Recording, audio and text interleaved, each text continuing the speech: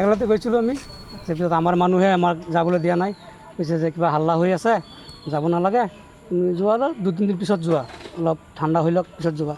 এতিয়া আমি ঘূৰি আহিলোঁ আকৌ আমাৰ মানুহে উঠাই দিছে যাব নালাগে, কিবা হাল্লা কমিলে পিছত যাবা, সেইকাৰণে আমি যোৱা নাই।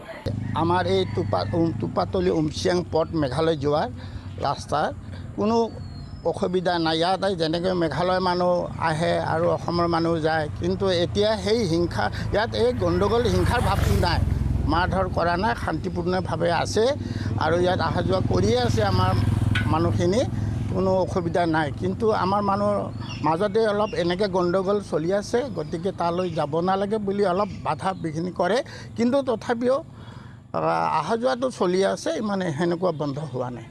বেলেগ সময়ত বহুত ভিৰ থাকে, কিন্তু এই গণ্ডগোলটো কৰাৰ পৰা অকণমান মানুহ অহা যোৱাটো অলপ কম হৈছে, ভয় ভাৱ চবৰো আছেতো, সেইকাৰণে হৈ আছে।